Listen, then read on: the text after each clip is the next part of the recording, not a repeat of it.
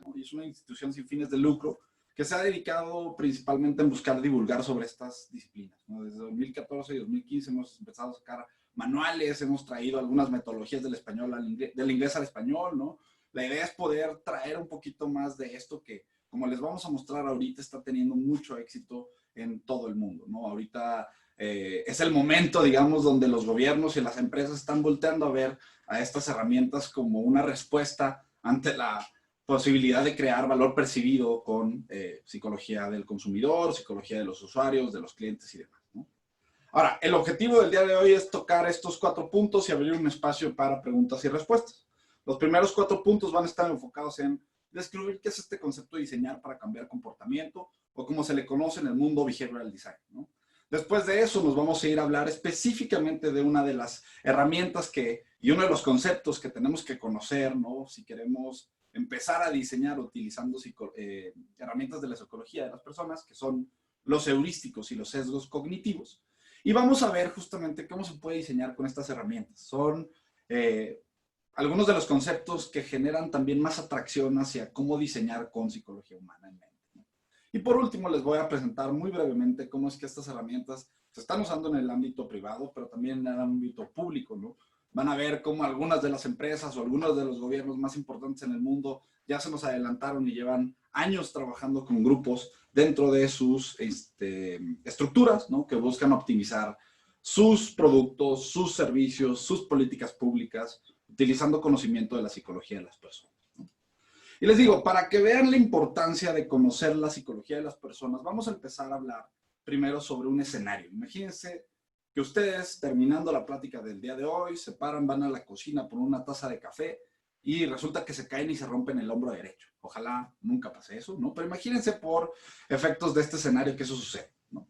Ahora, yo les digo a ustedes que después de analizar su situación, ¿no? Su lesión, solamente existen 2 doctores en todo Colombia que los pueden operar, ¿no? Y esto es bien interesante, porque imagínense que uno de los doctores es un cirujano especializado de hombro derecho, ¿no? Que es el que ustedes se lastimaron, que tiene 6 años trabajando en Harvard, que tuvo 6 años de experiencia en el MIT, en las mejores universidades de medicina en el mundo, y que tiene 6 años operando en el mejor hospital de Bogotá. Es una persona sin falla alguna, ¿no? Y la otra alternativa, la otra opción que tienen ustedes para elegir con quién operarse, es un cirujano que también es especialista en hombro, que también estuvo 6 años en Harvard, que también estuvo 6 años en el MIT, y que también tuvo 6 años de experiencia en el mejor hospital de Bogotá. En términos de experiencia, los dos son sobresalientes. La única diferencia entre los 2 doctores, entre los 2 cirujanos, es que el segundo, además de ser médico cirujano, es dentista.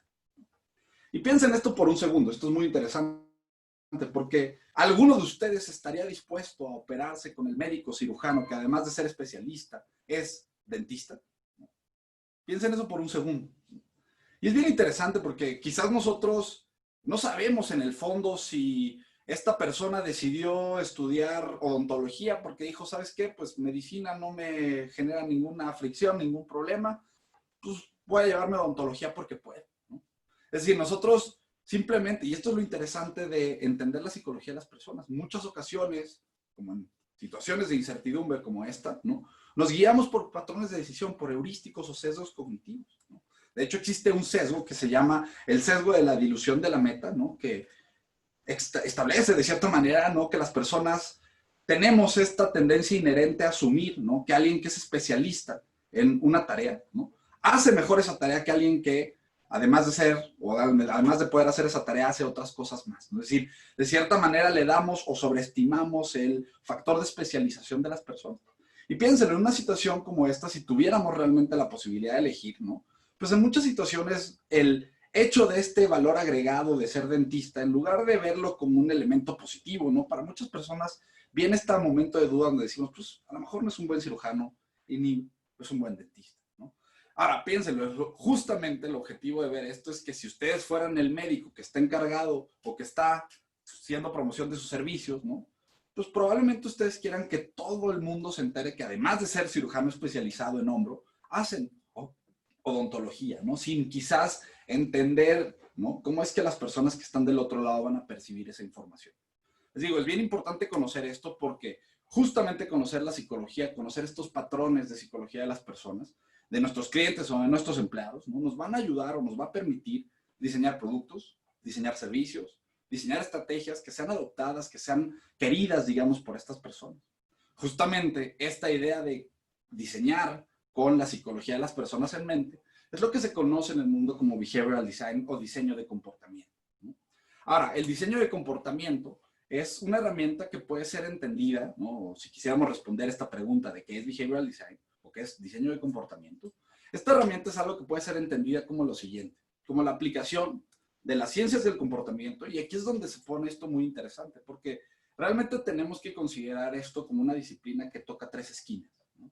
La aplicación de las ciencias del comportamiento, ahorita vamos a hablar de qué es cada una de estas cosas, el método experimental y las herramientas y procesos de diseño, ¿no? Al diseño de productos, servicios y estrategias que cambian el comportamiento de las personas, ¿no? Justamente, el objetivo quizás no se ve muy claro en esta visión, pero vamos a verlo como un pequeño triángulo.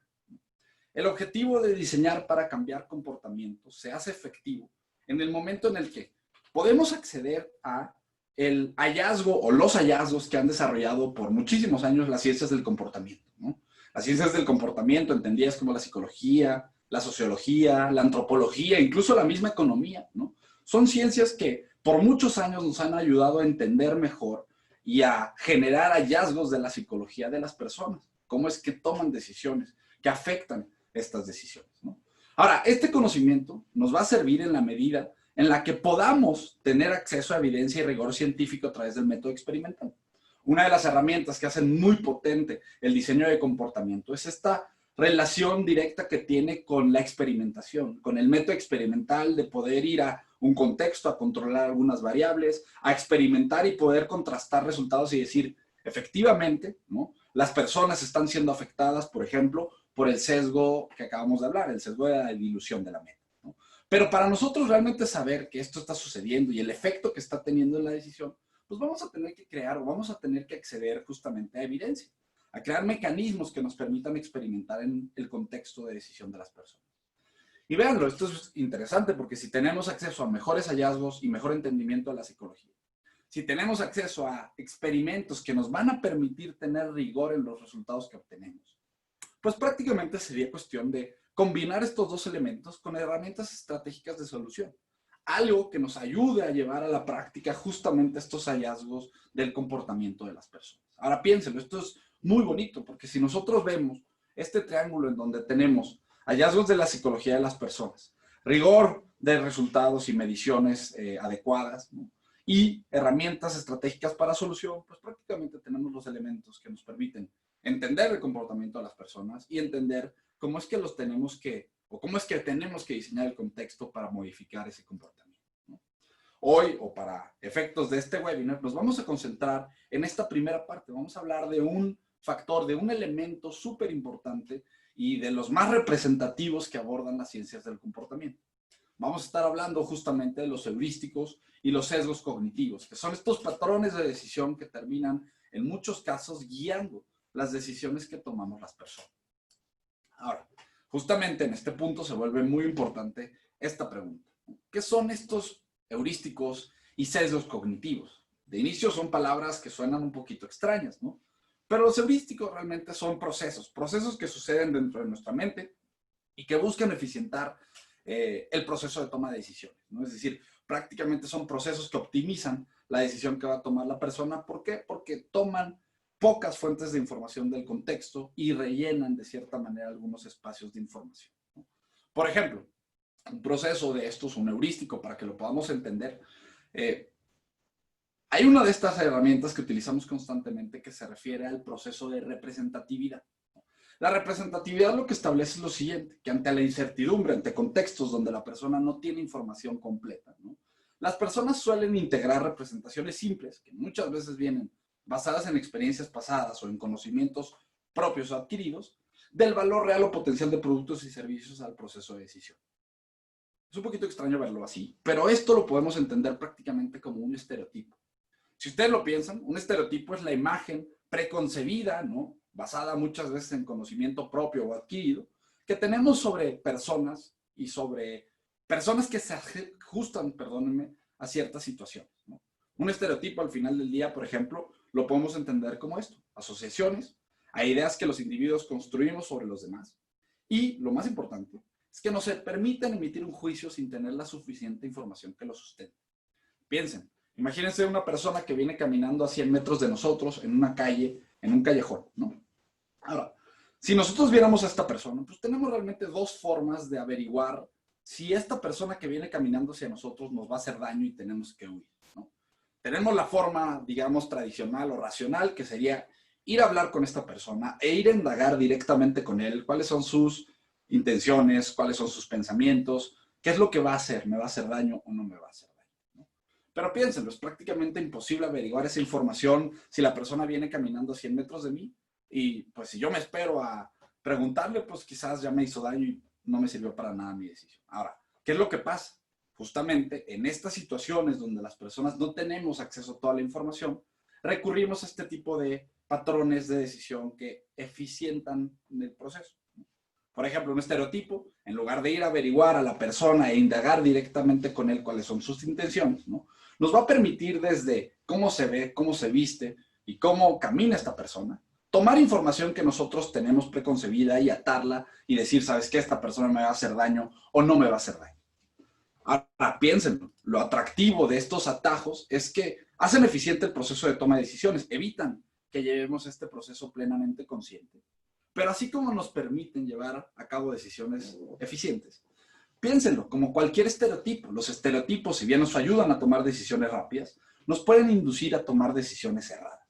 Y eso es prácticamente algo natural de estos patrones de comportamiento. Por eso es que se vuelven tan importantes o mecanismos tan importantes al momento de entender el comportamiento de las personas, porque piénsenlo, si fueran atajos perfectos, no estaríamos hablando de ellos. Las personas nos podríamos guiar con nuestros heurísticos y llegar constantemente o consistentemente a decisiones adecuadas. Pero el problema es que estos errores, o estos patrones más bien, nos inducen al error. Y justamente como son patrones que nos inducen al error, tenemos que estudiarlos para poder entonces estructurar productos, servicios y estrategias que los consideren, ¿no? Ahora, los heurísticos los podemos entender justamente como un proceso de optimización en el patrón de decisión que seguimos las personas. Y para poder verlo, tenemos o tendríamos que entender el proceso de decisión como un elemento sintetizado en 3 niveles. Por ejemplo, cuando las personas tienen que llevar a cabo una decisión, tienen que suceder forzosamente, o suceden, digamos, estos 3 procesos. Tiene que venir un momento de evaluaciones donde la persona evalúa los elementos o los estímulos que hay en su contexto. Y estas evaluaciones de contexto le van a permitir al final crear juicios de valor, es decir, crear juicios con un cierto elemento de valor agregado, positivo o negativo. Ahora, estos juicios de valor positivo o negativo son a su vez lo que le va a permitir a la persona tomar decisiones, ¿no? Ahora, este patrón es interesante porque al final del día el proceso de evaluaciones, juicios y decisiones puede ser justamente algo bastante eficiente, ¿no? Pero piénsenlo, en muchas ocasiones las personas no tienen la posibilidad de crear juicios de valor, porque vamos a pensar lo que pasa cuando una persona llega a una anaquel, a una góndola del supermercado.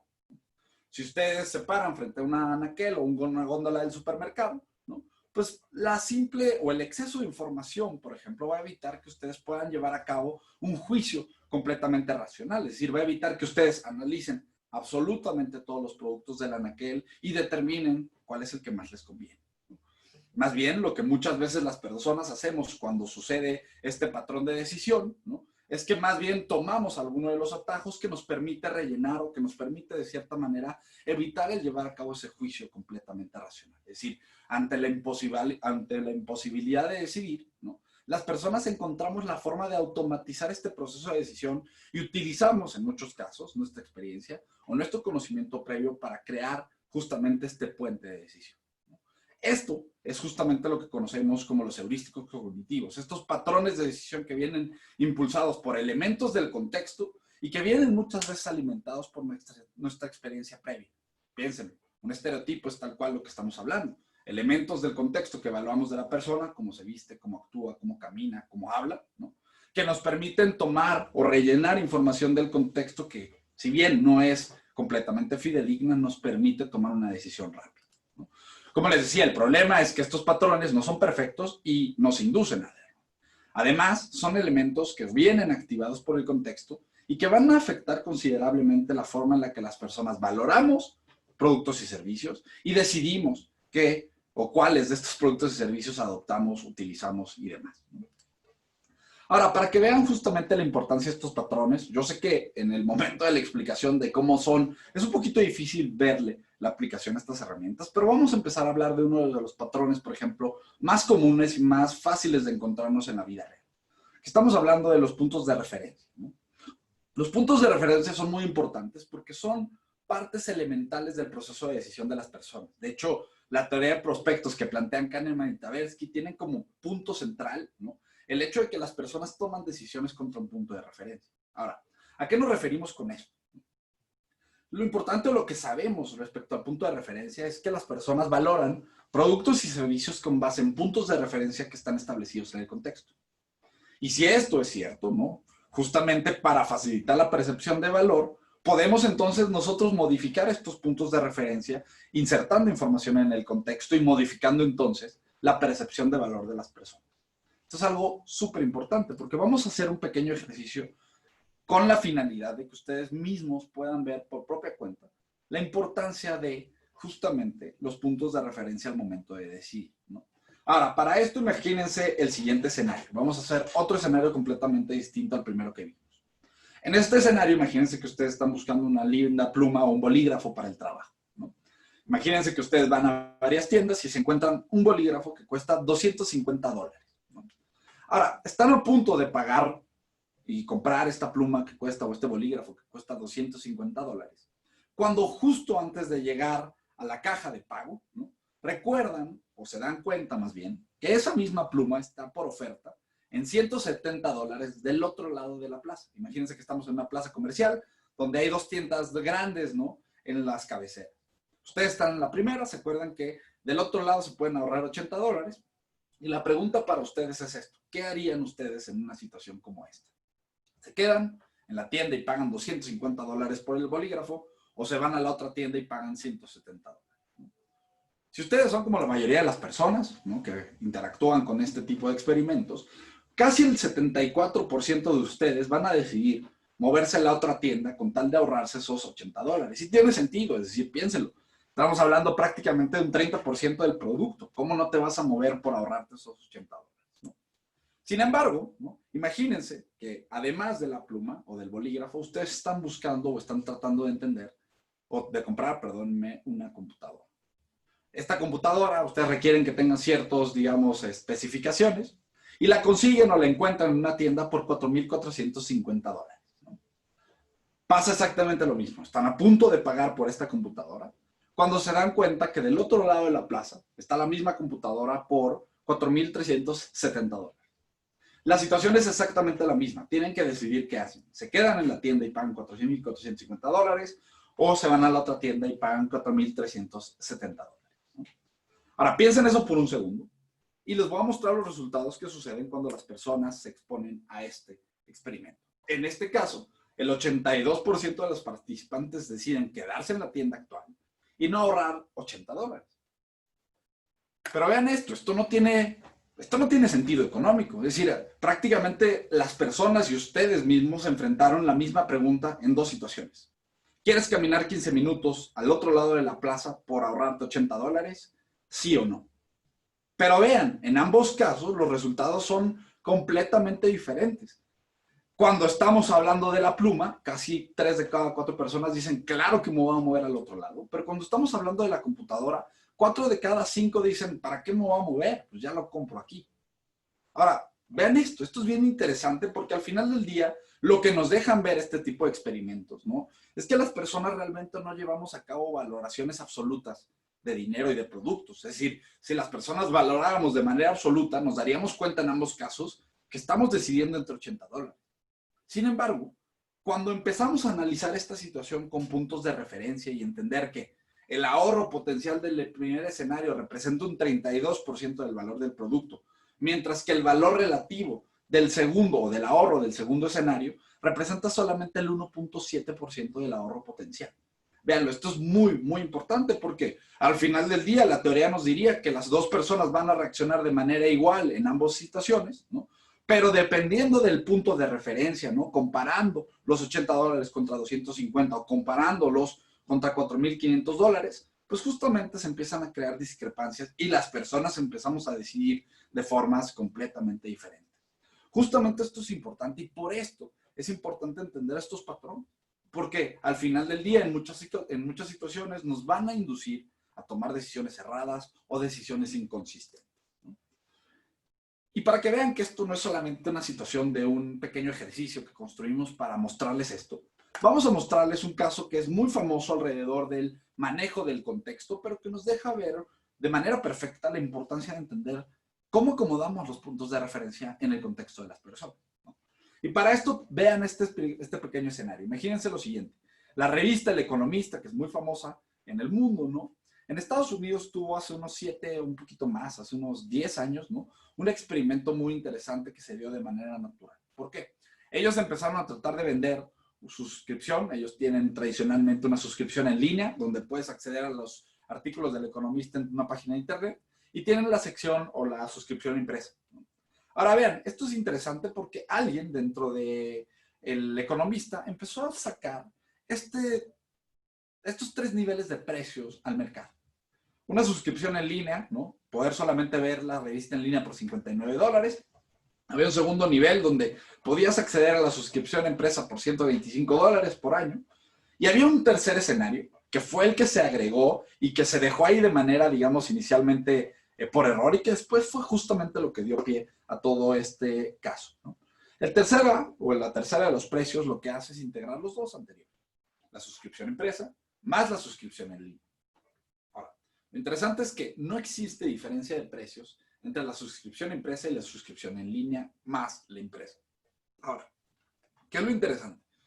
Cuando las personas empiezan a interactuar con este menú de precios, vean, la preferencia se distribuye de la siguiente forma. 16% de la gente dice que quiere El Economista en su versión en línea. 0%, y esto es muy interesante porque nadie toma la opción que es completa o perfectamente dominada, ¿no? Es decir, ¿por qué vas a tomar esta opción o por qué vas a tomar esta opción si puedes obtener exactamente lo mismo y más en el último paquete, ¿no? Que, pues lógicamente, al ser el paquete que contiene todo, pues es el más preferido de todas las personas. De hecho, la distribución de clientes se iba de esta manera: 16%, 0% y 84%. Ahora, esto es muy interesante porque por lo siguiente, imagínense que vamos entonces a quitar y a reformular de nuevo este menú. Ahora, ¿qué pasaría si nosotros quitamos esa opción que pareciera no generar ninguna preferencia entre las personas? Pues el resultado empieza a ser estas dos opciones, ¿no? La que fue preferida en 14% de las ocasiones, ¿no? Que es la suscripción en línea, y la que fue preferida en el 86% de las situaciones, que es el paquete completo, ¿no? Lo interesante es lo siguiente.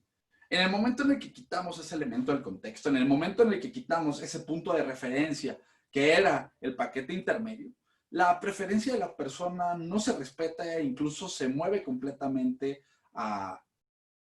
o más bien se revierte más bien completamente, ¿no? Es decir, la opción que antes era la menos elegida, ¿no? Que era el 16% de las ocasiones, en este caso se convierte en la más elegida, y la opción que antes era la más elegida se vuelve la menos elegida, ¿no? Ahora, véanlo, esto es interesante por lo siguiente. Realmente, el poder de nosotros que diseñamos el contexto, que diseñamos justamente las opciones y las referencias o a las que se expone la persona, tienen al final del día una injerencia muy importante sobre la decisión que va a tomar. Es decir, vean, en este caso vimos cómo modificando justamente una opción del contexto de las personas, el proceso de decisión completamente cambia, y vean, las preferencias completamente cambian. Les digo, es muy importante ver esto porque estos patrones de decisión y el concepto de voltear a ver la psicología al momento de diseñar le pone un peso muy importante al contexto y cómo ese contexto afecta las decisiones de las personas, ¿no? Realmente, como vamos a ver ahorita, el trabajar con estas herramientas nos obliga forzosamente a buscar contextos que puedan ser intervenidos y que puedan justamente ayudarnos, o que podamos al final del día modificar las condiciones para que las personas puedan cambiar sus comportamientos, ¿no? Entonces, vean, prácticamente estamos hablando de heurísticos cognitivos como atajos de decisión que pueden ser utilizados como mecanismos de diseño. Ahora, la gran pregunta aquí. ¿Cómo puedo diseñar con estas herramientas en mente? Y para eso, ¿no? Tenemos que regresarnos y tenemos que retomar este procesito de decisión sintetizado en 3 niveles, ¿no? Acuérdense que decíamos que Para que la persona tome una decisión, tiene que llevar a cabo evaluaciones de contexto.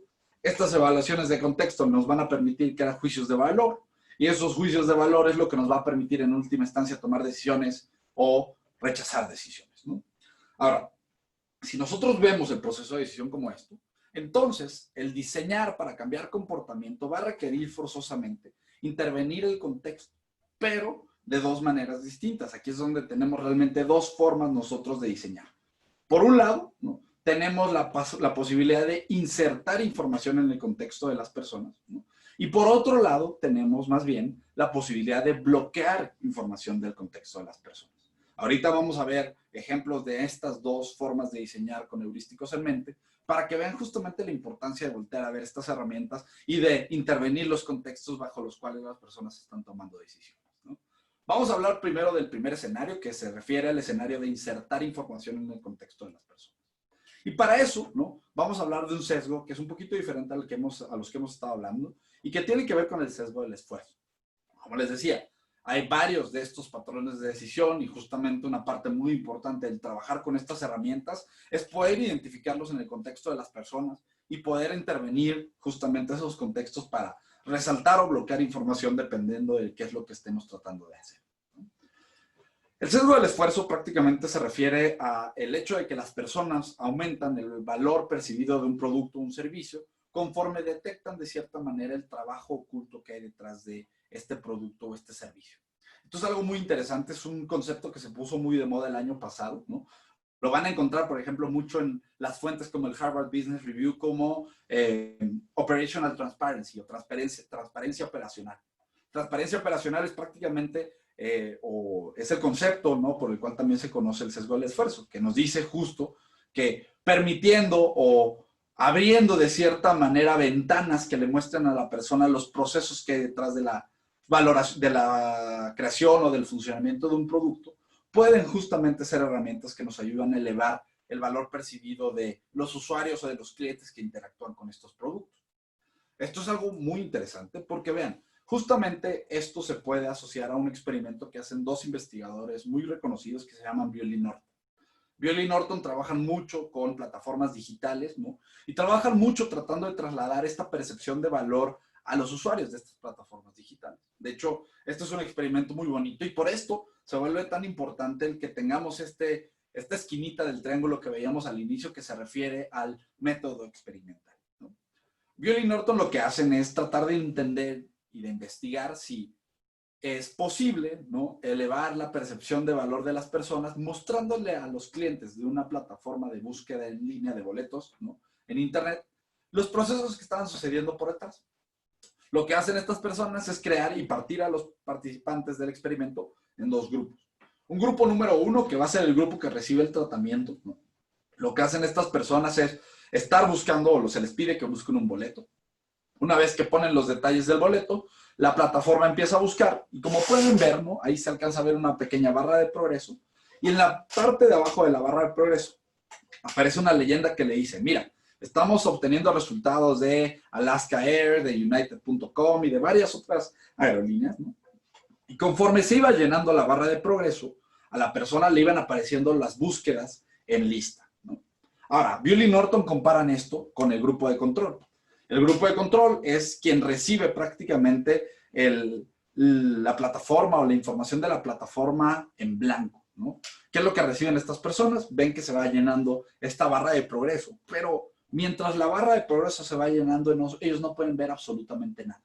No saben en dónde están buscando, no pueden ver tampoco cómo se van llamando los resultados, ¿no? Al final del día lo que pasa es que cuando se llena la barra hasta el 100, aparecen de golpe todos los resultados.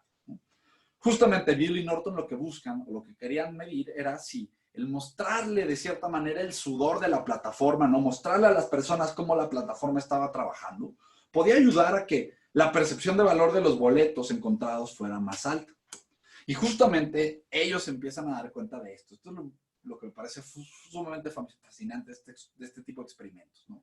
Que es el momento en donde empezamos a comparar estos dos tratamientos y donde empezamos a justamente darnos cuenta que efectivamente el mostrarle a las personas todos estos procesos, todas estas tareas que están ocurriendo por detrás, nos pueden ayudar a incrementar el valor percibido de las personas, ¿no? En este caso, vean, justamente el gráfico de quienes recibieron la intervención de tratamiento, ¿no? Tiene considerablemente o está siempre por encima de la barra de quien simplemente no recibía información de lo que estaba sucediendo.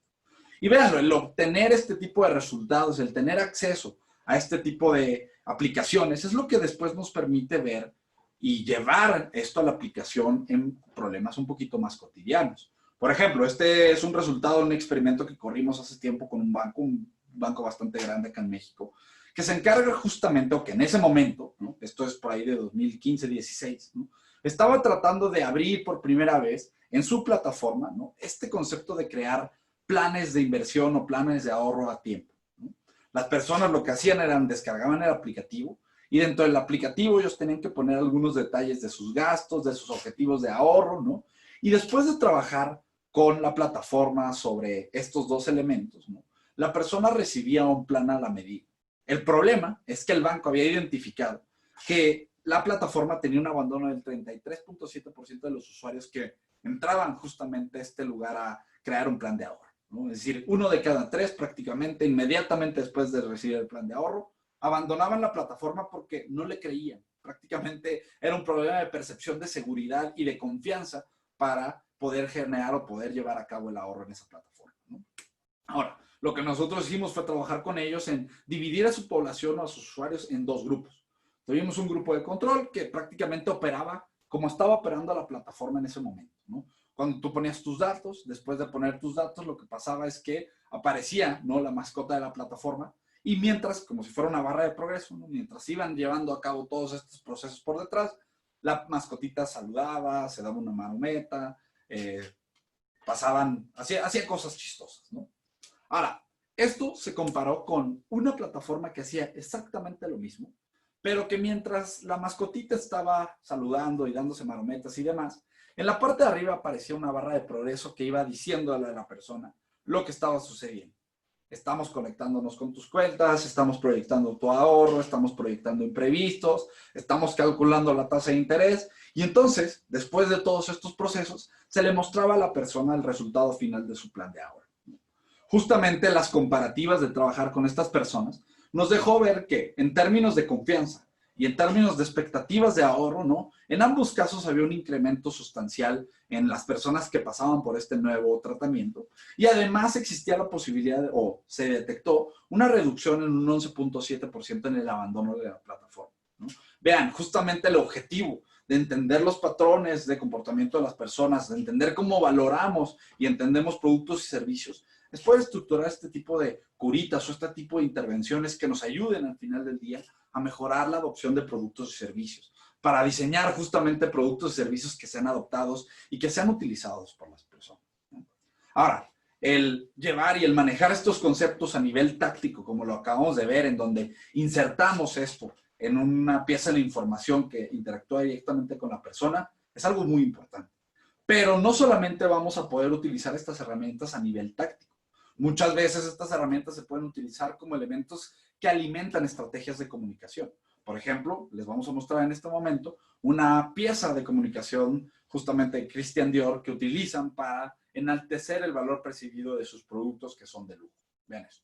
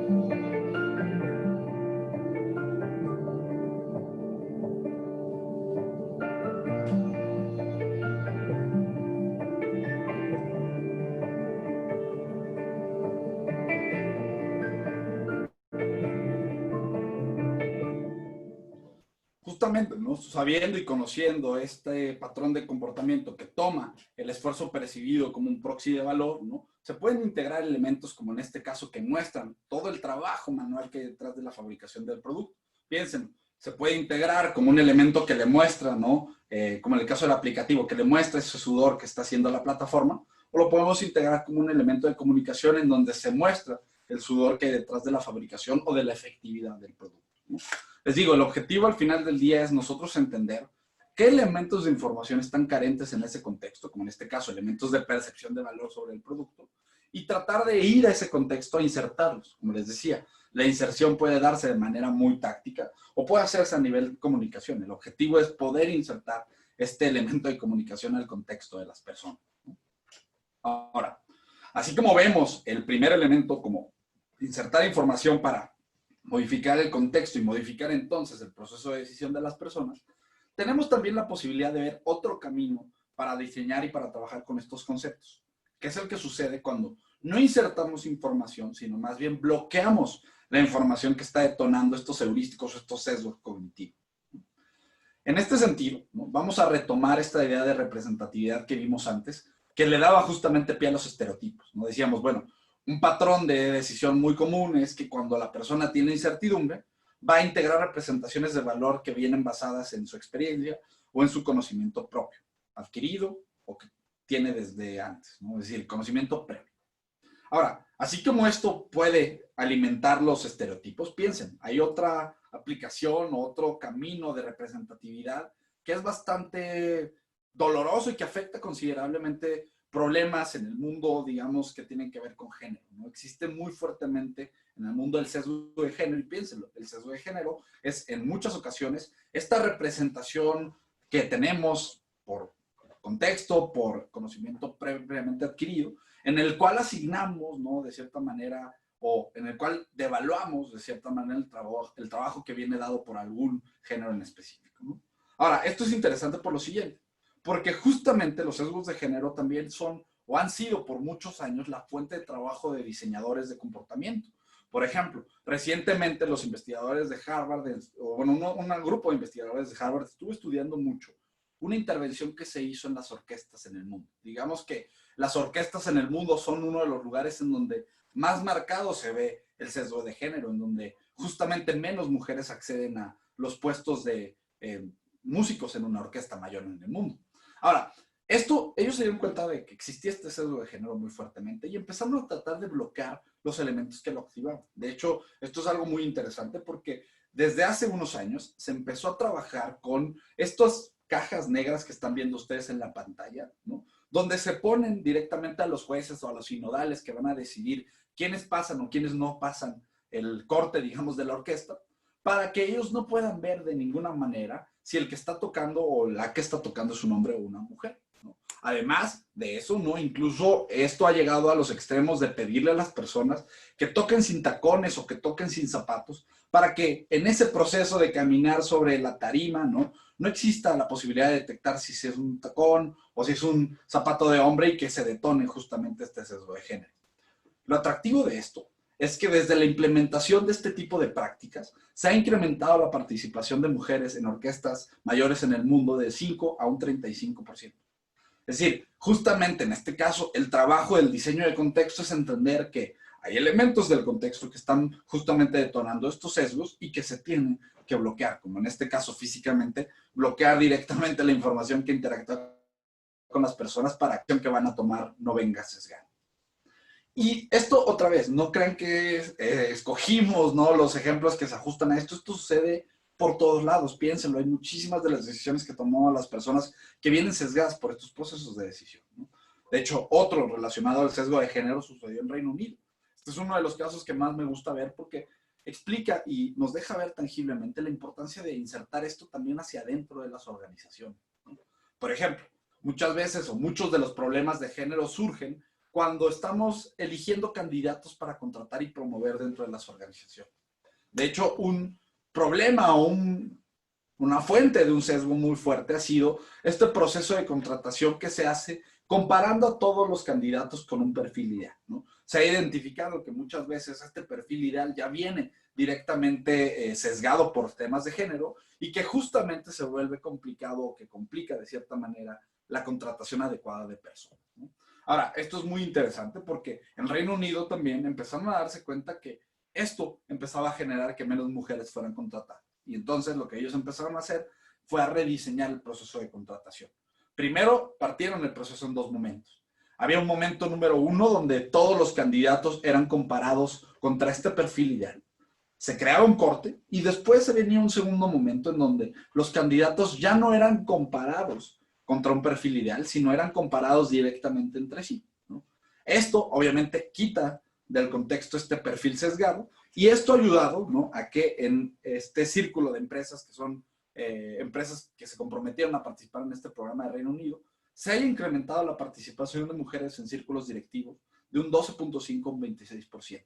Les digo otra vez, es muy importante entender cómo estos sesgos y estos patrones de comportamiento afectan a los clientes, pero también es muy importante cómo afectan a la organización. Y hacia dentro de la organización, piénsenlo, las organizaciones están hechas de personas que cometen esta misma cantidad de errores y decisiones sesgadas todo el tiempo, ¿no? Entonces, justamente por eso se vuelve tan importante el conocer cómo podemos utilizar estas herramientas, acuérdense, para insertar elementos e información en el contexto que detonen algunos de estos patrones de comportamiento o que los podamos bloquear y que eliminemos de cierta manera ese sesgo de género, ¿no?, o ese sesgo en general. Ahora, el tema no es que ahorita vimos solamente algunos de en mil cantidad de heurísticos que hay muchísimos de estos patrones y hay muchísimos de estas fuentes de errores que al final afectan cómo las personas decidimos.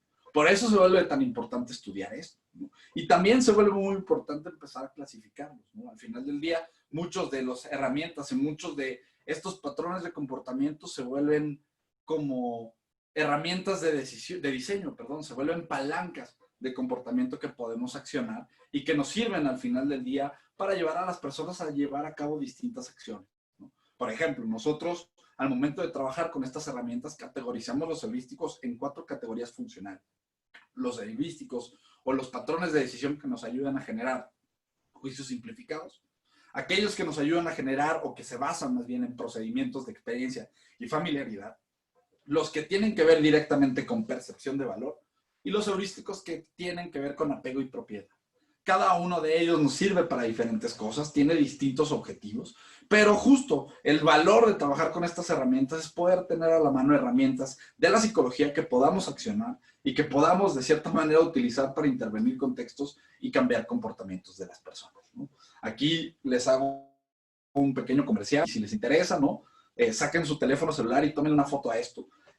Si quieren conocer más de los heurísticos, justamente hoy en la mañana liberamos este librito, ¿no? Es un pequeño libretito que tiene o contiene 16 conceptos clave para poder diseñar utilizando estas herramientas de comportamiento. Si ustedes escanean esta foto, van a llegar a un pequeño sitio donde van a tener que poner su correo y van a recibir en su correo el documento con 16 conceptos para mejorar la comprensión del comportamiento humano. Todas estas herramientas son justamente los elementos que tenemos que utilizar para ir a los contextos que queremos rediseñar y justamente intervenirlos, ¿no? Les digo, son herramientas que nos deben ayudar a diseñar mejores cosas. Y justamente estas herramientas de diseño es lo que ha tenido o lo que ha detonado mucho éxito alrededor de este tema en el mundo. De hecho, el tema de diseñar para cambiar comportamiento, ¿no?, es una herramienta que surge fuertemente dentro de la industria pública, dentro del mundo público, ¿no?, hablando de gobiernos, por ejemplo. Y el gran boom de esta disciplina empieza a venir o empieza a suceder cuando, cuando se da la crisis financiera de 2008-2009, ¿no? Cuando se da la crisis financiera de 2008-2009, David Cameron estaba por ser el primer ministro del Reino Unido. Y se pregunta a sí mismo, oye, ¿cómo le voy a poder dar la misma cantidad o el mismo nivel de servicio a mis ciudadanos con la mitad del presupuesto? Voy a ir a medidas de austeridad por la crisis, ¿no? Justamente este es el momento donde Cameron se reúne con un grupo de académicos de LSE, de London School of Economics, para justamente crear un grupo que le permitiera integrar herramientas de las ciencias del comportamiento al diseño de política pública. Él justamente lo que busca es darle la posibilidad a este grupo, a este equipo de trabajo, de identificar optimizaciones potenciales dentro de la estructura de gobierno. De hecho, hay una anécdota muy interesante en la cual David Cameron pone como fecha límite 2 años y les dice, mira, tienes 400,000 libras y 2 años para traerme en ahorros potenciales a través de tus proyectos 10 veces este dinero. Si al finalizar de estos 2 años no llegas al monto, hasta aquí llegamos, ¿no? Y es bien interesante porque ellos empiezan a trabajar directamente con temas de recaudación. Empiezan a trabajar con enviando intervenciones y cartas a los ciudadanos de Reino Unido tratando de empujarlos a pagar sus impuestos. Y justamente con este tipo de intervenciones, ¿no? Ellos lograron devolver, para empezar, ¿no? Lograron devolver más de 100 veces la meta que Cameron les había obtenido y se volvieron mundialmente famosos porque, piénsenlo, ellos lograron incrementar el porcentaje de pago de impuestos del Reino Unido en un 6% a través de las cartas que enviaban a su población. Imaginen por un segundo lo que implica elevar en un 6% la tasa de recaudación de impuestos. Justamente este tipo de intervenciones fue lo que hizo que el mundo entero empezara a voltear a ver el trabajo de Cameron y este equipo como la guía de cómo tendríamos que nosotros empezar a intervenir nuestro órgano de gobierno, digamos, para poder intervenir este tipo de herramientas, ¿no? En 2015, por ejemplo, unos cuantos años después de este trabajo de formalización del grupo que hace David Cameron, Barack Obama firma una orden ejecutiva el 15 de septiembre, de hecho, de 2015, para que todas las dependencias del gobierno de Estados Unidos utilizaran herramientas de las ciencias del comportamiento. Piensen eso por un segundo, es decir, que el gobierno más importante de todo el mundo diga, esto es algo que tiene que desplegarse a todas las unidades del gobierno para que mejoren el servicio que se le da a los clientes. Fue algo que mandó shocks o, digamos, ondas de shock por todo el mundo. Realmente poquitos años después de esta orden ejecutiva de Obama fue que los países del resto del mundo, Alemania, Australia, ¿no? Los países del Commonwealth, todos ellos empiezan a integrar justamente todas estas herramientas para poder diseñar mejores productos, mejores servicios, mejores políticas, ¿no? Y obviamente, pues conforme esto iba generando éxito, el mundo privado también empieza a retomar las herramientas de esto que estamos platicando. De hecho, entre 2016 y 2018, Jeff Bezos, Tim Cook y Warren Buffett, ¿no? 3 de los CEOs, digamos, más prominentes en todo Estados Unidos, determinaron la creación de grupos enteros de personas que trabajaban con estas herramientas dentro de sus organizaciones, ¿no? De hecho, en 2016, me parece que fue, se vuelve muy famoso un estudio de McKinsey que empieza justamente a tratar de detonar y identificar, ¿no? El impacto que tienen las intervenciones de cambio de comportamiento que vienen impulsadas por herramientas de la psicología. Justamente ellos detectan que es posible crear todavía más o incrementos en la satisfacción de los clientes echando mano de estas herramientas. Y piensen, justamente en estos momentos fue cuando el mundo entero de los privados voltean a ver estas herramientas y decir, yo lo quiero. Hoy en día esto es bien interesante porque vean, todas estas empresas que son prácticamente empresas top en el mundo tienen grupos enteros de personas trabajando con herramientas de las ciencias del comportamiento. Pueden ver, por ejemplo, que hay muchas instituciones financieras. Está AIG, Allstate, BBVA, ¿no? Tenemos por ahí a Bloomberg, Barclays, ING, Prudential. Hay muchas instituciones que trabajan con finanzas. Pero vean, también está la OCDE. La OCDE es uno de los impulsores más grandes y más fuertes de este tipo de temas. Facebook. También hay muchas consultoras, vean, está Deloitte, está BCG, está McKinsey, está Pricewaterhouse también. Hay empresas de entretenimiento, los Chicago Bulls, está Netflix, incluso hay algunas non-profit como la fundación de Bill y Melinda Gates. Digo, el objetivo es ver que todas estas empresas han volteado a ver las herramientas de cambio de comportamiento y se han dado cuenta que entender la psicología de las personas es muy importante, ¿no? Y que realmente hay diferencias entre entender la preferencia de las personas y lo que es entender los patrones psicológicos, los heurísticos, como esto que acabamos de platicar. Entonces, el objetivo de la plática del día de hoy realmente fue, o era, ¿no? Hacerles una breve descripción de cómo es que se pueden utilizar estas herramientas y cuál es el objetivo de voltear a ver las ciencias del comportamiento como una alternativa, ¿no? a las iniciativas que estamos creando. Piénselo, el conocer la psicología de las personas, como lo vimos en el primer caso, nos va a permitir anticiparnos a problemas de comportamiento que ellos tengan y nos va a permitir también, ¿no? Generar este tipo de intervenciones que nos ayuden a, de cierta manera, alinear el producto o los servicios con las expectativas de las personas. Entonces, con eso terminamos, ¿no? Es una plática bastante breve, pero pues el objetivo era, como les decía, mostrarles, ¿no? Cómo el potencial de estas herramientas es bastante grande, ¿no? Y justamente me gustaría abrir el espacio para que, si tienen alguna clase de duda o alguna pregunta que quieran que platiquemos, lo hagamos en este momento.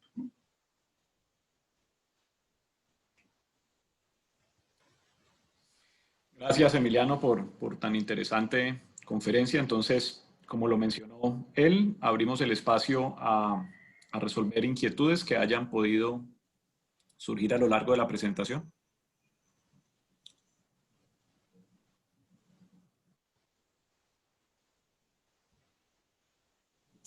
Adelante, Ruby. No sé si me escucho. Sí me escucho, ¿verdad? Sí, perfecto.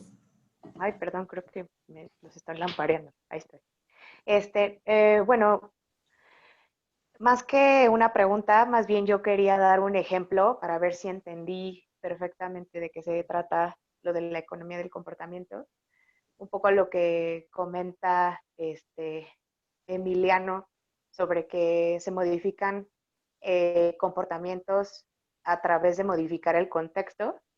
Y entonces, ahorita estuve pensando en la empresa de BBVA Bancomer, porque creo que ellos lo utilizan rápidamente. O sea, yo como cliente, lo que me pasó fue que yo utilizo la app, ¿no? La app de Bancomer y tenía que actualizar una información, que era literal, yo tenía que subir mi información, creo que era un comprobante de domicilio o algo así. Entonces no lo hice porque dije, pues, como para qué, ¿no? O sea, ya saben el esfuerzo que lleva a hacer eso, ¿no? Entonces, creo que lo que hizo Bancomer fue empezarme a bloquear cosas. O sea, llegó un nivel en el que yo ya no podía hacer mis cuentas y tuve que ir a la sucursal y para arreglar ese tema, ¿no?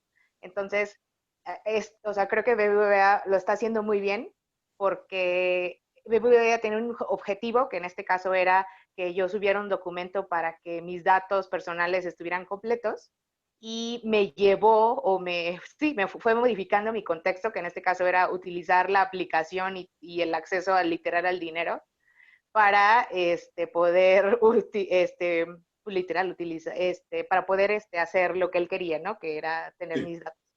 Entonces, no sé si este es un buen ejemplo que yo les comparto que creo que viví y que creo que se aplica muy bien a lo que está platicando Emiliano. Mira, Ruby, es muy interesante este caso porque si lo piensas, obviamente es un buen ejemplo en términos de cómo a través de intervenciones de contexto te llevaron a la sucursal, pero también hay que platicar de justamente la ética de trabajar con estas herramientas. Entonces, yo te voy a poner una situación que creo que me parece y que puede ser utilizada para explicar esto. Imagínate tu situación como entrar a un cuarto oscuro, ¿no? Entonces, tú entras a un cuarto oscuro en el cual, pues, Bancomer te está pidiendo y está prendiendo la puerta que está ahí al fondo y te está diciendo, hey, sube tu comprobante de domicilio, ¿no? Ahora, el objetivo de diseñar un contexto no es únicamente decirte, hey, necesito que lleves aquí y prenderte el caminito, ¿no? Que te lleva a esa puerta. Porque si lo piensas, Bancomer lo empezó a hacer así. Es decir, en este sentido, ellos te empezaron a limitar de cierta manera los funcionamientos, los elementos que podías utilizar para que tú llegaras a donde ellos querían.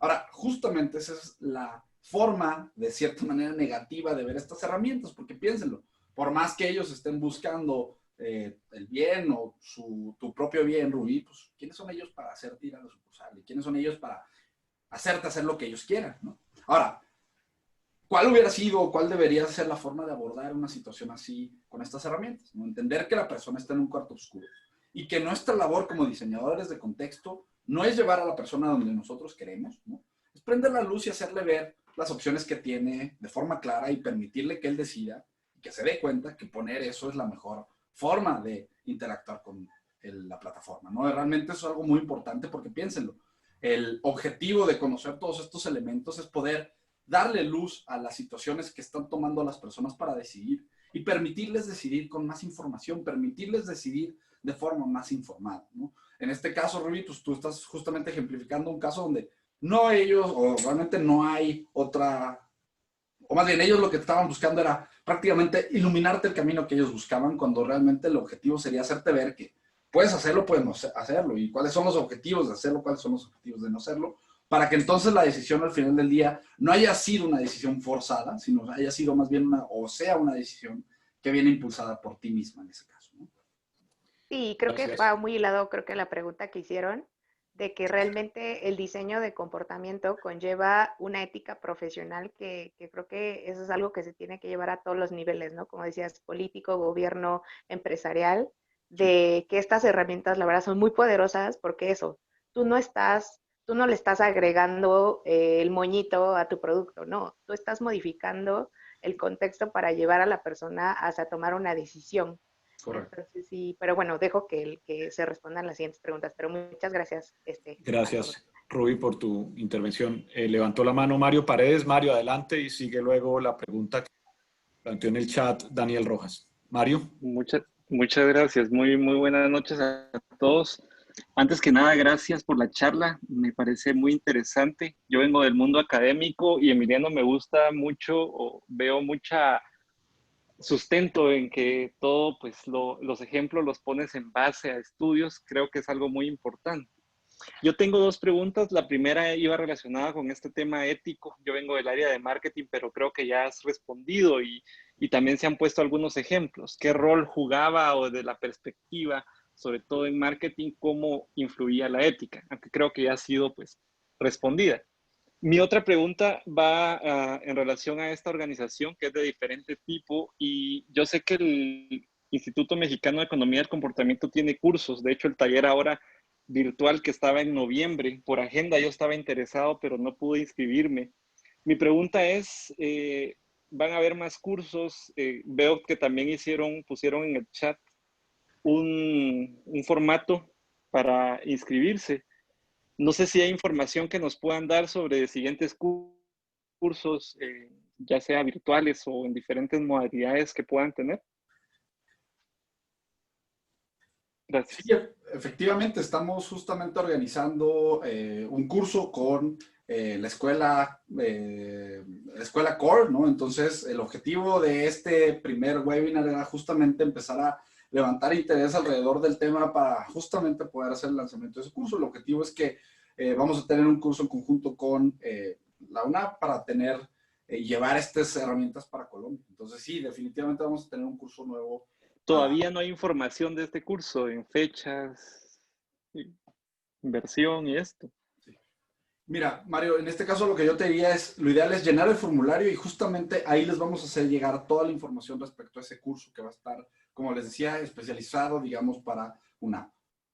Ok, muchísimas gracias. Gracias, Mario, por la intervención. Voy a leer ahora la pregunta de Daniel Rojas, Fonseca, Emiliano, y luego continúo con dos personas que levantaron la mano. Daniel Rojas pregunta, desde la perspectiva o el componente ético, ¿en qué momento pasamos de impactar a manipular? Justo, creo que la diferencia está en esta analogía mental de la persona que entra en cuarto oscuro, ¿no? Es decir, piénsenlo, las personas en el 99% de las ocasiones estamos desinformados, ¿no? Entonces, justamente este cuarto oscuro representa esa desinformación. La línea entre manipular e informar, ¿no? Es ¿qué hacemos? ¿Cómo llevamos a la persona a la puerta que está al fondo? ¿La llevamos solamente mostrándole los elementos que manipulamos nosotros para que vea solamente un camino? ¿O utilizamos mecanismos de decisión, soportes de decisión que le ayuden a la persona a, por su cuenta, tomar una decisión distinta? Por ejemplo, y aquí es en donde se vuelve bien interesante esto. Hay algunas herramientas que nos pueden ayudar a justamente prender esta luz de formas muy interesantes. Piensen en lo que son las reglas de dedo. Una regla de dedo realmente es una regla basada en experiencia, basada en elementos, en una aproximación, ¿no? Pero piensen, si ustedes, por ejemplo, quisieran educar a las personas sobre cómo reciclar plástico, pues realmente en el fondo el poder determinar qué plástico es reciclable y qué plástico no es reciclable es muy complejo. Hay muchos tipos de plástico, habría que explicarle a las personas por lo menos 7 tipos de plástico, a enseñarle a la persona a detectar estos 7 tipos de plástico y a determinar cuáles sí son reciclables y cuáles no son reciclables, ¿no? Piénsenlo, es un camino muy complejo. Las reglas de dedo nos pueden ayudar a crear una especie de puente de decisión en la persona en donde le damos conocimiento y puede entonces decidir con conocimiento en la mano. Por ejemplo, una regla de dedo muy interesante alrededor del plástico es la siguiente. Si ustedes toman un plástico entre sus dedos, ¿no?, lo frotan y suena como si estuvieran abriendo una golosina, significa que ese plástico es reciclable. Si ustedes frotan ese plástico y no suena así, suena como una bolsa de estas del súper que ya son tan delgadas que no suenan como si estuviéramos abriendo un dulce, entonces son bolsas o son plásticos que ya no son reciclables. Eso es súper interesante porque véanlo, es decir, al final del día este tipo de herramientas nos pueden ayudar habilitar a la persona a que tome decisiones sobre reciclar o no reciclar con conocimiento de fondo. Y justamente ahí es en donde vamos a encontrar estas diferencias, ¿no? En muchas ocasiones el objetivo de trabajar con estas herramientas, como les decía, es prender la luz y darle a la persona la información para que decida, ¿no? Ahí es en donde muchas veces el trabajar con los modelos, hay ahorita ya varios modelos de cambio de comportamiento, los modelos tienden a integrar dimensiones de la ética que buscan hacer que las personas que operan los modelos paren y piensen y consideren justamente las implicaciones éticas de lo que van a hacer. Gracias, Emiliano. Me aparece en el chat como usuario Sonia Paola, pero creo que ese no es tu nombre, entonces adelante. Buenas noches, ¿cómo estás? Soy Santiago Sequea, economista de profesión y candidato a magíster en políticas públicas y desarrollo. Mi línea de investigación académica siempre ha sido el tema de la economía experimental, como comportamiento basado en temas de public choice, ¿sí? La Public Choice School. Y en mis investigaciones lo que he encontrado es cuando los participantes se enfrentan a dilemas morales y acomodamos ciertas variables, pues hay un resultado bastante significativo entre diferentes tipos de tratamiento. Por ejemplo, cuando incidimos en factores como la competencia, como los experimentos que hacía este profesor Dan Ariely, de dilemas de, por ejemplo, hacer una oración antes de hacerla hacer un compromiso. Entonces, me parece muy interesante y el aporte fundamental es cómo hacemos para que las políticas públicas las podamos diseñar, porque pues, es un tema bastante complejo, con esos dilemas morales, sobre todo los policymakers cuando se enfrentan a esos temas, sobre todo temas de corrupción.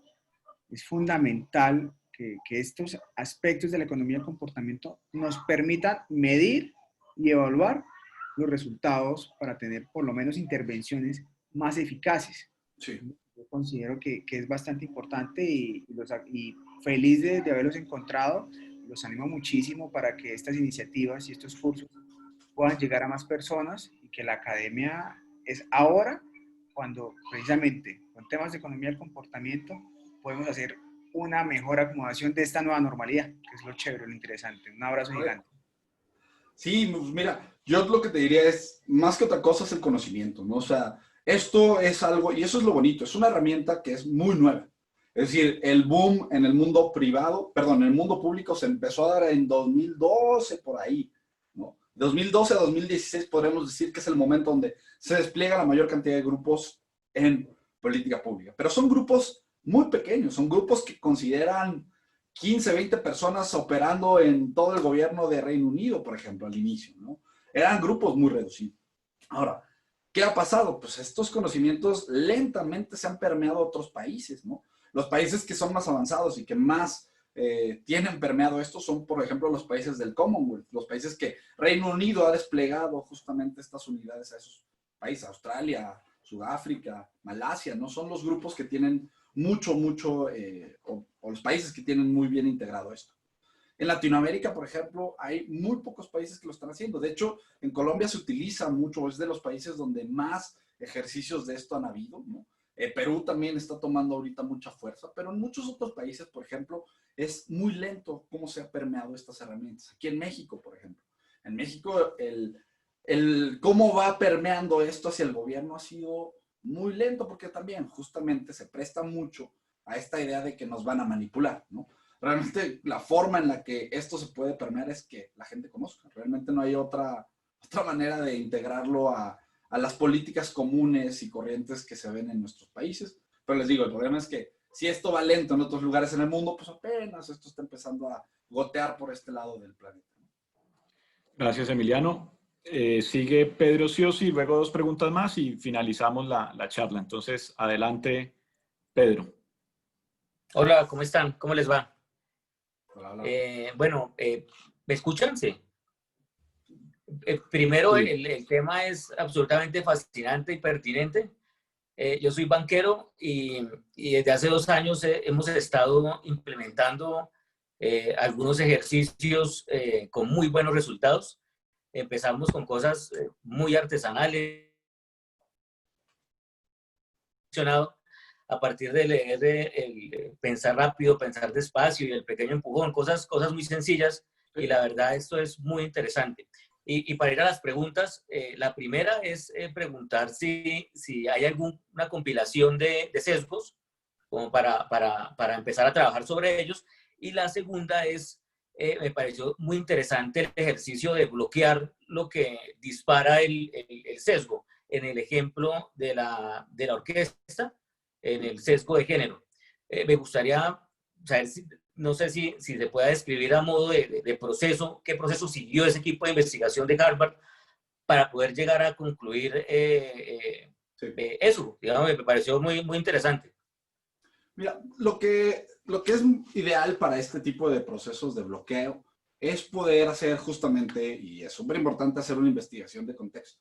Es decir, ir al contexto donde están sucediendo las decisiones de las personas, como en este caso, en el proceso de selección, y los modelos generalmente te van a obligar o te van a indicar distintas facetas de la decisión, ¿no? Te van a indicar cuáles son los prejuicios que tiene la persona, cuáles son los elementos de valor que le está viendo a llevar a cabo la acción, cuáles son los elementos de valor percibido que ve, y así sucesivamente. Por ejemplo, uno de estos elementos es muy fuerte, que es el tema de los prejuicios. Averiguar los prejuicios, las preconcepciones de la persona. Justamente durante la averiguación de estos prejuicios es donde ellos detectan la presencia del sesgo de género. Entonces, pues al detectar este sesgo y al ver que justamente es algo que limita el acceso de mujeres en estas situaciones, ellos empiezan a tratar con, bueno, ¿cómo podemos evitar esto? ¿Cómo podemos romper lo que está detonando esto? Y empiezan a probar de distintas formas hasta que encuentran, en este caso, el estructurar todas las personas detrás de estas cajas negras, ¿no? Pero sí, es muy importante, ¿no? Porque muchas veces ¿Mande? Muchas veces digamos, discúlpame, se me fue la onda. Se me fue la onda, perdón. No problema. Sigamos con otra pregunta y cuando la recuerdes la retomamos. Daniel Rojas vuelve a preguntar y dice, ¿existen casos en los que haya fallado los experimentos o que no se logre el objetivo perseguido? Si existen casos en los que hayan fallado, ¿se han identificado las causas de las fallas? Sí, y con esto ya me acordé de la otra pregunta, discúlpenme. No, bueno. Es muy importante hacer investigación, muy importante. No puedes realmente tú ver estos patrones y asumir que la gente lo sigue porque, pues, no debes, ¿no? Tienes que ir a preguntar y ver si en el contexto y las personas en el contexto lo están haciendo, ¿no? Lo cual es, pues, prácticamente, me sirve para responder esta otra pregunta. Claro que hay experimentos fallidos y muchas veces los experimentos fallidos suceden cuando no se investigan bien elementos del contexto. Cuando tú, por ejemplo, asumes algunos elementos de la persona o asumes preferencias de las personas y cuando llegas a experimentar resulta que eso no era cierto. O resulta que las personas en ese contexto no tenían a la mano la información que tú asumías que sí tenían. Es muy común que cuando se trabaja con estas herramientas, en los momentos de experimentación encuentras o cosas que no funcionan o cosas que no funcionan de la forma en la que tú esperabas, ¿no? A veces la experimentación te abre la puerta a darte cuenta que pues el resultado positivo que tú asumías que iba a generarse, a la vez genera también un resultado negativo posterior, ¿no? Es muy común que en estos momentos de experimentación te encuentres estos problemas. Pero justo, por eso es importante que cuando veíamos este triangulito decíamos, bueno, una de las patitas es esta experimentación. Este método experimental que nos va a permitir a los contextos, a dividir la población, a ver qué pasa cuando intervenimos, qué pasa cuando no intervenimos, contrastar y determinar si lo que hicimos tuvo un éxito o no tuvo el éxito adecuado y regresamos a la mesa de diseño o simplemente cambiamos de intervención, ¿no? Pero sí es muy importante que exista investigación y que exista este momento de experimentación, ¿no? Gracias. Entonces, hago la pregunta de Ángel Caballero y terminamos con la de Martín Moreno. Ángel Caballero pregunta, ¿en qué punto se une el diseño de comportamiento con el diseño de experiencias de usuario o user experience? Piénsalo como una capa realmente, ¿no? Es decir, y esto aplica para UX, aplica para experiencia de usuario, es decir, todas estas disciplinas están centradas en entender a la persona. Behavioral Design lo que nos da es este entendimiento de la psicología, de los procesos cognitivos de la persona. Entonces, realmente el objetivo y entendiendo de Behavioral Design, tú puedes realmente llevarlo a la aplicación de una experiencia de usuario.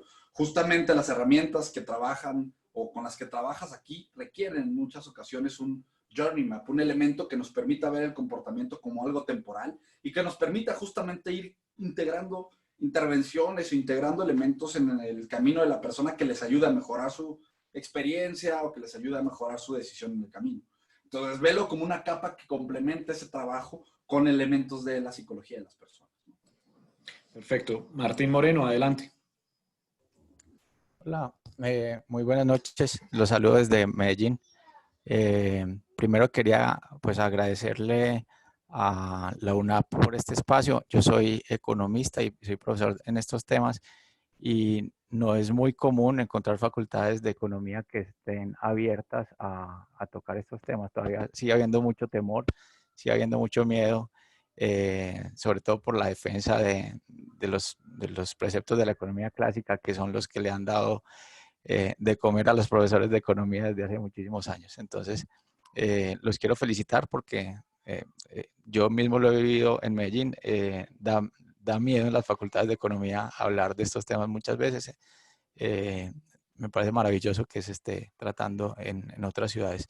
Felicitar a Emiliano también. Hace muchos años lo sigo con las traducciones que han hecho maravillosas de las guías de comportamiento, las guías de economía conductual, más los materiales propios que están ayudando a difundir la disciplina hace muchos años ya. Yo creo que lo sigo casi desde el principio. Y creo que se han vuelto pioneros. La pregunta me la respondiste antes de hacerla, que era el impacto, digamos, que estaba teniendo en América Latina la economía del comportamiento, la economía conductual, cuáles eran como los países que más lo estaban haciendo, y preguntarte también si hay otras iniciativas como la de ustedes del IMEC, porque conozco la de la profesora Flavia de economía comportamental en Brasil. Sí. Pero creo que ustedes dos han sido como los pioneros. No sé si en otros países hay también ya como ese ensamblaje de profesionales trabajando como por la promoción del tema. Me gustaría, y no sé si es de Colombia, lo desconozco. Acá conozco a Julián, que también en Medellín lo maneja. Hemos hecho algunas cositas juntos. Pero si me puedes informar si hay otras iniciativas parecidas o si se está pensando, aquí se me ocurría en algo así como un instituto latinoamericano de estos temas, con ustedes como pioneros. Muchas Hay gracias. algunas otras, como bien dices, Flavia tiene incluso más tiempo que nosotros, ¿no? Hay algunas iniciativas en Perú, por ejemplo. En Perú las universidades están empezando a crear grupos, también hay algunos otros grupos por fuera. Chile también está empezando a tener, por ejemplo, Chile tiene un grupo que viene desde una empresa que está en Francia originalmente, es una empresa de investigación de mercados que se llama BVA. En Colombia, el otro día, por ejemplo, conocí una persona que él trabaja, no estoy seguro en qué universidad está, pero él está trabajando ahorita con el gobierno, se llama Andrés Casas. Entonces, él también es una persona que estuvo en la Universidad de Pensilvania, ¿no? Que conoce mucho estas herramientas y que lo está integrando a movilidad, a temas de movilidad dentro del gobierno. Más allá de eso, pues realmente ahorita los grupos están empezando a surgir, ¿no? Hay muchos grupos que empiezan a surgir, les digo, mucho en las universidades. Hay otros grupos abiertos. Los gobiernos, por ejemplo, ahorita en México se está empezando a tratar de integrar, pero es muy difícil integrarlo como unidad, ¿no? Les digo, es algo que está todavía muy verde todavía. Bueno, ya para cumplir con el horario establecido, desearles a todos pues una feliz noche. Muchísimas gracias por haber asistido a esta conferencia, cuyo propósito creo que se cumplió, era detonar un poco el tema y moverlo en el ámbito colombiano. La alianza que hemos establecido con el IMEC y la Universidad Autónoma de Bucaramanga pues está hasta ahora arrancando, y el objetivo es empezar a profundizar cada vez más las aplicaciones de las ciencias del comportamiento en empresas y en la comunidad académica. Si tienen alguna inquietud, por favor no duden en escribirnos, y por favor dejen sus datos en el link que se les pasó en el chat. Emiliano, muchas gracias para ti. ¿Tu correo, por favor? Qué pena. Adelante, Santiago, ¿qué? ¿Nos puedes compartir tu correo electrónico? Sí. Ahorita se los pongo en el chat. Sí, creo que... Sí, por favor. Ahorita se los voy a poner justamente ya, ahorita en el chat. Igual, Santiago, si dejas también tus datos de contacto en la forma para poderte inscribir en la base de distribución. Correcto. Bueno, muchísimas gracias y una feliz noche. Emiliano, Diana, muchas gracias a ustedes. Un agradecimiento especial por tan buena conferencia. No, muchas gracias a ustedes. Gracias. Hasta luego. Buenas noches, gracias a todos.